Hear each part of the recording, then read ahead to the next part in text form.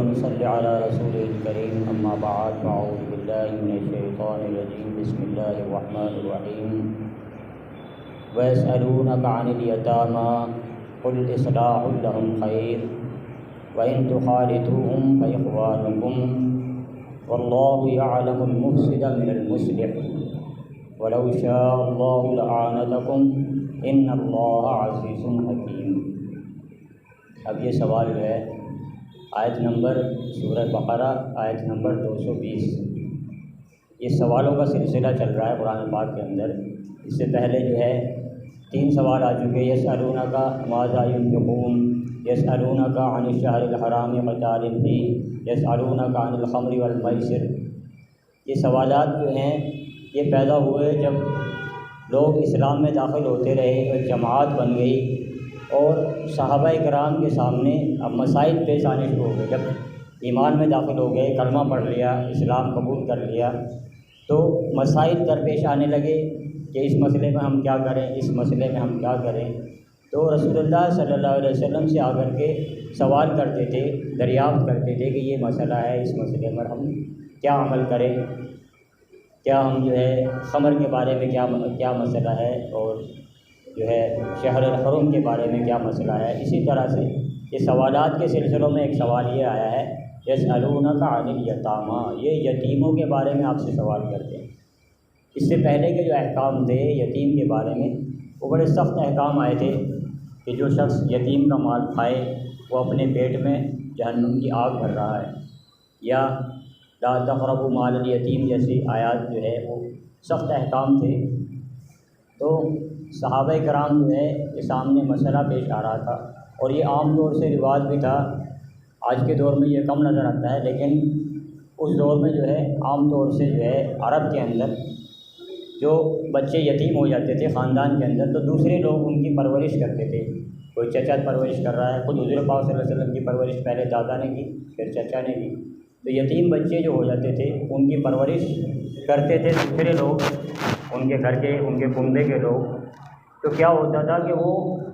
جو ان کا پورا مال ہوتا تھا، ان کا گھر، ان کی زمین یا ان کا جو مال ہوتا تھا، وہ پورے کو اپنے قبضے میں لیتے تھے اور ایک چھوٹا سا نان نفقے کے طور پر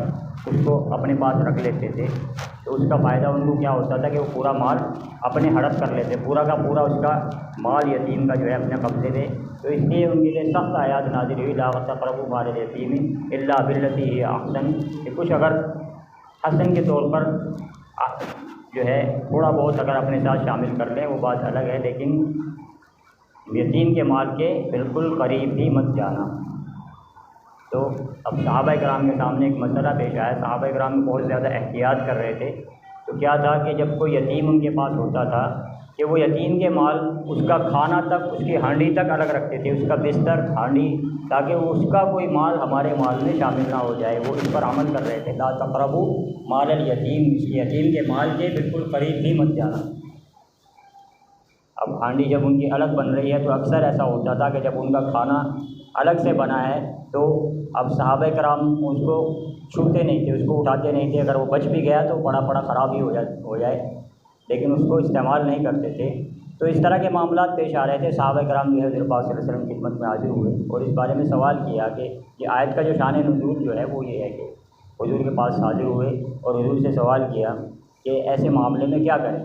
تو اس کی اللہ تعالیٰ نے اجازت دے دی، وَيَسْأَلُونَكَ عَنِ الْيَتَامَى قُلْ إِصْلَاحٌ لَهُمْ خَيْرٌ، بہتر یہ ہے، یہ آپ جو یتیموں کے بارے میں سوال کرتے ہیں تو بہتر یہ ہے کہ کیا ہو ان کی اصلاح یعنی ان کا ایسے طریقے سے پرورش کی جائے کہ ان کا نقصان نہ ہو، انہیں فائدہ ہو، چاہے ان کو الگ رکھ کر پرورش کریں یا چاہے اپنے ساتھ ملا کر کے، وَإِن تُخَالِطُوهُمْ فَإِخْوَانُكُمْ، چاہے ان کو اپنے ساتھ خلط ملط کر لو، تُخَالِطُوهُمْ اپنے ساتھ، اپنے گھر میں رکھو، اپنے بچوں کی طرح سے رکھو، ان کا جو مال ہے اس کو اپنے ساتھ مثلاً خرچ کرنا ہے تو ان کا جو خرچ ہے جو اپنے ساتھ خرچ کے ساتھ ملا کر کے خرچ کرو، کھانا اپنے ساتھ بناؤ، اپنے ساتھ سکھاؤ، اپنے ساتھ رکھو۔ تو فرمایا وَإِن تُخَالِطُوهُمْ فَإِخْوَانُكُمْ، وہ تمہارے بھائی ہی ہیں، تمہارے گھر کے تمہارے ممبر ہیں، انہیں جو ہے اس طرح سے رکھو اپنے ساتھ ملا کر کے۔ تو یہ اللہ نے آسانی ان کے لیے کی، وَإِن تُخَالِطُوهُمْ فَإِخْوَانُكُمْ وَاللَّهُ يَعْلَمُ الْمُفْسِدَ واللہ یعلم المفسد من المصلح، اللہ تعالیٰ جانتا ہے کہ ان اصلاح کرنے والوں میں فساد کرنے والے کون۔ ایسے بہت سے لوگ ہوتے ہیں نا کہ وہ بات کرتے ہیں اصلاح کی، بات کرتے ہیں بھلائی کی، لیکن ان کے اندر کیا ہوتا ہے؟ فساد۔ دل کے اندر نیت ان کی خراب ہوتی ہے، بات کرتے ہیں کہ ہم تو بھلائی کر رہے ہیں، ہم تو اصلاح کر رہے ہیں، لیکن دل میں کیا ہوتا ہے؟ دل میں بگاڑ ہوتا ہے، نیت کے اندر خرابی ہوتی ہے۔ اس طرح کا معاملہ جو ہے عرب کے اندر پیش آتا تھا کہ وہ یتیم کو اپنے پاس رکھتے تھے کہ ہم تو اس کی بھلائی کے لیے اس کو اپنے پاس رکھ رہے ہیں، لیکن حقیقت میں ان کی نظر جو ہے اس کے مال پر ہوتی تھی۔ جب اس کے پاس جو مال ہوتا تھا، جب کوئی بھائی فوت ہو گیا، اب اس کے بچے ہیں، اس کا گھر ہے بھائی کا، یا اس کی جو ہے چاہے اس کا کوئی اور اس کے پاس مال و دولت ہے، تو نیت اس پر ہوتی تھی، بچے کو اپنے پاس رکھ لیا، اور نیت اصل کیا ہے کہ اس کا مکان بھی اپنے قبضے میں لوں، اس کا مال بھی اپنے قبضے میں لوں۔ تو اللہ تعالیٰ نے فرمایا واللہ یعلم المفسد من المصلح، ان اصلاح کرنے والوں کے اندر کون فساد کرنے والے ہیں اللہ خوب جانتا ہے۔ اس لیے جو ہے تم جو ہے کیا کرو، ان کو اپنے ساتھ رکھو اور ان کے ساتھ بہتر معاملہ کرو، اور اللہ چاہتا تو تمہارے اوپر جو ہے وہ اسی طرح سے مشقت ڈالے رکھتا۔ وَلَوْ شَاءَ اللَّهُ لَعَنَتَكُمْ، اللہ چاہتا تو تمہارے اوپر اسی طرح مشقت ڈالے رکھتا، لیکن واللہ عزیز حکیم، اللہ تعالیٰ بہت زبردست اور حکمت والا ہے۔ ایک تو زبردست ہے، ایک حکمت والا ہے۔ اللہ تعالیٰ کی جو ہے تمام جو ہے دین جتنے احکام نازل اللہ تعالیٰ نے فرمائے ان کے اندر ایک زبردست حکمت، تو اللہ تعالیٰ نے اس کے اندر حکمت رکھی ہے کہ تم جو ہے ان کو اپنے ساتھ رکھو۔ ایک علامہ اقبال کا شعر میں نے پڑھا تھا، انہوں نے فرمایا، حضور پاک صلی اللہ علیہ وسلم کے بارے میں انہوں نے شعر کو بیان کیا ہے کہ میں کیا بتاؤں تمہیں 100 بات کی ایک بات، میری یتیمی کی آبرو ہے تمہارے ہاتھ۔ انہوں نے یہ فرمایا، مطلب یہ حضور کا قول نہیں ہے، لیکن انہوں نے حضور کے بارے میں فرمایا ہے کہ میں کیا بتاؤں تمہیں 100 بات کی ایک بات، میری یتیمی کی آبرو ہے تمہارے ہاتھ۔ کہ میرے جو تم یتیم کی جب کفالت کرو تو اس کے ساتھ ایسا معاملہ کرو کہ جو میں خود یتیم تھا، بچپن میں میری یتیمی، میرے پہلے دادا نے پرورش کی، پھر چچا نے پرورش کی، تو میری یتیمی کی آبرو ہے تیرے ہاتھ، تمہارے ہاتھ، امت سے فرما رہے ہیں۔ یہ انہوں نے حضور کا قول نہیں ہے، لیکن حضور کے بارے میں شعر علامہ اقبال نے بولا ہے۔ تو حضور پاک صلی اللہ علیہ وسلم کی زندگی جو ہے، حضور پاک صلی اللہ علیہ وسلم کا بچپن خود یتیمی میں گزرا ہے، اور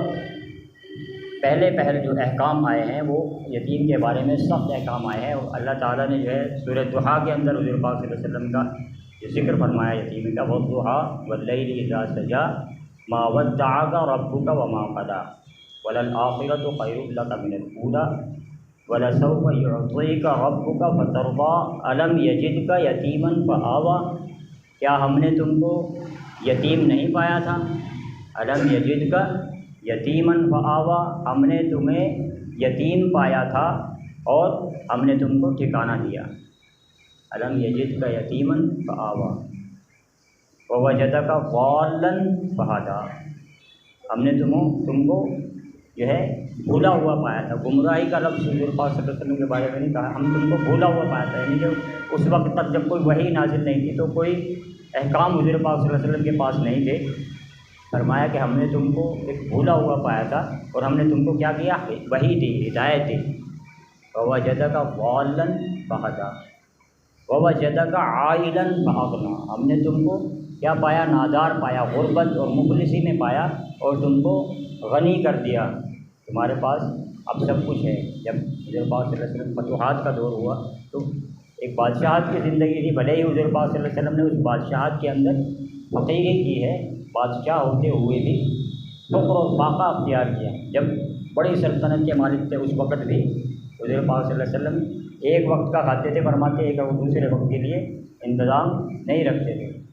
اور فرماتے ہیں کہ میرے پاس اگر احد، حضور پاک صلی اللہ علیہ وسلم کا فرمان ہے کہ میرے پاس اگر احد کے پہاڑ کے برابر سونا ہو، میں یہ گوارہ نہ کروں وہ 3 دن میرے پاس رہے، 3 دن سے پہلے میں اس کو خرچ کر دوں، صدقہ کر دوں۔ تو فرمایا ووجدک عائلاً فاغنی، تو ان باتوں کو جتا کر کے اللہ تعالیٰ نے حضور پاک صلی اللہ علیہ وسلم پر احسانات جتا کر کے فرمایا فَأَمَّا الْيَتِيمَ فَلَا تَقْهَرْ، کہ یتیم کے ساتھ سختی مت کرو۔ اگر تمہارے پاس کوئی یتیم کی تم پرورش کر رہے ہو، یا تمہارے پاس میں کوئی یتیم ہے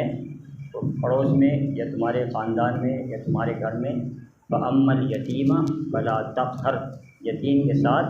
سختی مت کرو۔ وَأَمَّا السَّائِلَ فَلَا تَنْهَرْ، اور جو کوئی مانگنے آئے اس کو ڈانٹو مت، جھڑکو مت۔ یتیم کے ساتھ سختی مت کرو،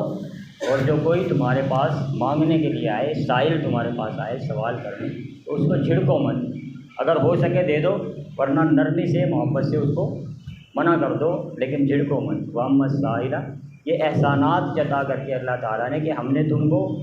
کیا پایا، ہدایت سے دور پایا، تم کو ہدایت دی، ہم نے تم کو جو ہے یتیم پایا، تم کو ٹھکانہ دیا۔ چچا کے یہاں بہت زیادہ محبت کرنے والے چچا تھے جنہوں نے پرورش، ہم نے تم کو ٹھکانہ دیا، اور ہم نے تم کو کیا پایا، مفلس پایا، اور ہم نے تم کو غنی کر دیا۔ یہ احسان جتا کر کے فرمایا وَأَمَّا الْيَتِيمَ فَلَا، یتیم کو جو ہے جھڑکو مت، وَأَمَّا السَّائِلَ فَلَا تَنْهَرْ، اور سائل کو جو ہے یتیم کو کے ساتھ سختی مت کرو، اور سائل کو جھڑکو مت۔ تو یہ فرمایا گیا ہے۔ حضور پاک صلی اللہ علیہ وسلم کے ساتھ ایک واقعہ جو ہے پیش آیا، ایک صحابی تھے جو کہ حضور پاک صلی اللہ علیہ وسلم خدمت میں حاضر ہوئے، عرض کیا کہ یا رسول اللہ میرا بیٹا گم ہو گیا ہے، صبح سے لاپتہ ہے، مل نہیں رہا، اور میں بہت زیادہ پریشان ہوں، اور اس بچے کی ماں بھی جو ہے وہ اس کا رو رو کر کے برا حال ہے، لہٰذا آپ دعا فرما دیں کہ وہ میرا بچہ مل جائے تاکہ مجھے کچھ سکون حاصل ہو۔ تو حضور پاک صلی اللہ علیہ وسلم ابھی دعا کے لیے ہاتھ اٹھا ہی رہے تھے کہ اتنے میں ایک شخص آیا کہ میں نے تمہارے بیٹے کو فلاں باغ کے اندر بچوں کے ساتھ کھیلتا ہوا پایا ہے، جاؤ اس کے پاس، ہمارا بچہ جو ہے وہاں کھیل رہا ہے، یہ لے آؤ جا کے وہاں سے۔ اب یہ شخص جو ہے فوراً جو ہے جب اس کو پتہ لگا کہ میرا بیٹا جو ہے فلاں باغ میں بچوں کے ساتھ کھیل رہا ہے، ایک دم سے دوڑا جلدی سے کہ میں اپنے بچے کو وہاں سے لے آؤں۔ تو رسول اللہ صلی اللہ علیہ وسلم نے فرمایا کہ اس کو واپس بلاؤ۔ تو اس کو صحابہ کرام بلانے کے لیے گئے، اس کو بلایا گیا، تو حضور پاک صلی اللہ علیہ وسلم نے فرمایا کہ دیکھو تم وہاں جاؤ گے، وہاں پر وہ بچوں کے ساتھ تمہارا بچہ کھیل رہا ہے، اب تم اس کو جا کر کے، جب تمہیں وہ اتنی دیر کے بعد مل رہا ہے، پورا دن سے غائب تھا اور تم اس کے لیے پریشان تھے، بچے کی والدہ اس کے لیے رو رہی تھی، جب وہ تمہیں بچہ ملے گا تو تمہاری ایک محبت جو ہے وہ ٹوٹ کر کے ظاہر ہوگی، تم اس کو آواز بھی لگاؤ گے، بیٹا کہہ کے آواز بھی لگاؤ گے، تو تمہاری زبان کے اندر ایک محبت ظاہر ہوگی، ٹوٹ کر کے محبت ظاہر ہوگی، یا تم اس کو جو ہے گلے سے لگاؤ گے، سینے سے لگاؤ گے۔ تو فرمایا کہ ان بچوں کے سامنے اس کے ساتھ اس طرح سے پیش نہ آنا، اپنے بچے کے ساتھ، کیونکہ ہو سکتا ہے ان بچوں کے اندر کوئی یتیم بچہ ہو اور اسے یہ احساس ہو کہ میرا باپ نہیں۔ یہ حالات جو ہے اس قدر جو ہے کیا وہ حضور پاک صلی اللہ علیہ وسلم نے یتیم کے ساتھ نرمی کس قدر فرمائی کہ اگر تم کہیں جاؤ، یہ دیکھو کہ بچہ یتیم ہے اور ساتھ میں وہاں تمہارا بچہ بھی ہے، تو اپنے بچے کے ساتھ محبت کا اظہار نہ کرو تاکہ اس بچے پر اس بات کا اس پر زور نہ پڑے، اس بات کا اس کو جو ہے احساس نہ ہو کہ میرا باپ نہیں۔ یتیم جو ہے شریعت کے اندر جو یتیم مجھے مانا جاتا ہے جس کا باپ نہ ہو، ماں بھلے ہی ہو، باپ نہ ہو اور وہ نابالغ ہو۔ جو یتیم کا جو یتیم جس کو مانا جائے گا شرعی اعتبار سے، وہ مانا جائے گا جو نابالغ ہو، کماتا نہ ہو، اس کا باپ نہ ہو، ماں بھلے ہی زندہ ہو۔ تو فرمایا کہ ایسے حالت میں جب کہ تم کسی بچے کے ساتھ اپنے بچے کو پاؤ تو اس سے ایسی محبت کا اظہار نہ کرو کہ یتیم پر کو احساس ہو کہ میرا باپ نہیں۔ تو فرمایا کہ یتیم کے ساتھ جو آیت جو ہے ذکر وَيَسْأَلُونَكَ عَنِ الْيَتَامَىٰ قُلْ إِصْلَاحٌ لَهُمْ خَيْرٌ، اس یتیم کے بارے میں سوال کرتے ہیں تو ان کے لیے بہتر یہ ہے کہ ان کی اصلاح ہو۔ اصلاح سے مراد ان کی جو ہے ان کی اخلاقی کرداری اور ان کا جو ہے ان کا تعلیمی وغیرہ، اس کے علاوہ جو ہے جو ان کے ساتھ معاملہ کیا جائے وہ ایسا ہو کہ ان کو فائدہ ہو، ان کا نقصان نہ ہو، چاہے ان کو اپنے ساتھ رکھے، چاہے ان کو الگ رکھ کر کے ان پرورش کرے، چاہے ان کو اپنے ساتھ رکھ کر کے پرورش کرے، یا ان کا کھانا اپنے کھانے میں ملا کر بنائیں، چاہے الگ سے بنائیں، لیکن یہ ان کا نقصان نہ ہو۔ اللہ تعالیٰ نے فرمایا کہ یتیم کی اگر پرورش تمہارے دل میں ہو تو کیا ہے کہ اس کا نقصان نہ ہو۔ قُلْ إِصْلَاحٌ لَهُمْ خَيْرٌ وَإِن تُخَالِطُوهُمْ فَإِخْوَانُكُمْ، چاہو تو اس کو اپنے ساتھ خلط مت کر لو، اسی طرح سے جیسے اپنے گھر کا ممبر ہے گھر میں رکھو اپنے ساتھ، اپنے بچوں کے ساتھ اپنا ہی بچہ بنا کر کے۔ اور فرمایا وَاللَّهُ يَعْلَمُ الْمُفْسِدَ مِنَ الْمُصْلِحِ، اللہ جانتا ہے ان اصلاح کرنے والوں میں فساد کرنے والے کون کون ہیں؟ اصلاح کی نیت، اصلاح کا ڈھول بجا کر کے فساد پھیلانے والے کون کون ہیں، یہ اللہ جانتا ہے خوب اچھی طرح سے۔ واللہ یعلم المفسد من المصلح ولو شاء اللہ لعنتکم، اللہ چاہتا تو مشقت ہی میں لیکن تمہارے لیے آسانی کر دی۔ واللہ یعلم المفسد من المصلح ولو شاء اللہ لعنتکم ان اللہ عزیز حکیم، اللہ تعالیٰ زبردست ہے اور حکمت والا ہے۔ اللہ تعالیٰ جو ہے ہمیں قرآن پاک کے اوپر صحیح عمل کرنے کی توفیق عطا فرمائے۔